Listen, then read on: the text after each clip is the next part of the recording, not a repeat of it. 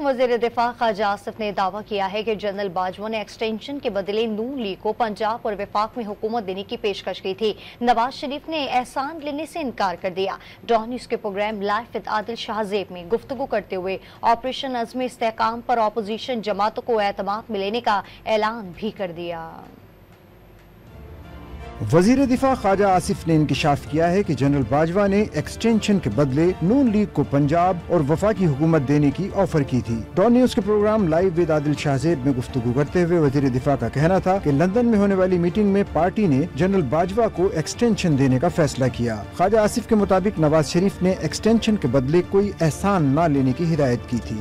General Bajwa साहब के बिल्कुल हमारे साथ राब्ते इस तरह थे कि जब उनकी एक्सटेंशन का मौका आया था तो उन्होंने हमसे रब्ता किया था, पर मैं ऑन रिकॉर्ड हूँ कि जब हमने एक्सटेंशन के लिए वोट देने का जो है वो फैसला हुआ लंदन में एक मीटिंग के अंदर जो है, और मेरे ज़िम्मे लगाया गया ये बात जो है कि ये असेंबली में इसकी हमायत जो है वो की जाए। इस सिलसिले में मुझे जनरल फैज साहब मिले और उन्होंने कहा जी कि क्विड प्रो को एक ऑफ़र किया कि जी हम आपको जून के अंदर जो है 2-3-4 महीने बाद जो है आपको पंजाब की हुकूमत दे देंगे, दिसंबर में जो है वो फेडरल हुकूमत दे देंगे। And we have had enough of him, meaning by Imran Khan.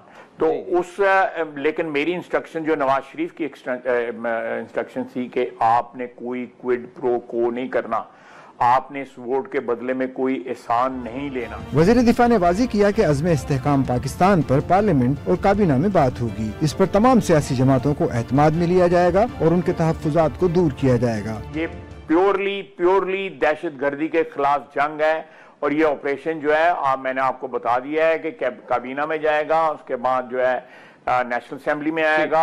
हम नेशनल असेंबली के बाहर भी जो पार्टी हैं उनसे भी राब्ता करेंगे, एक कंसेंसस बिल्डअप करने की कोशिश करेंगे। दावर कराया कि सिक्योरिटी इदारों और बेगुनाह शहरियों पर हमले करने वाले दहशतगर्द रियायत के मुस्तहिक नहीं।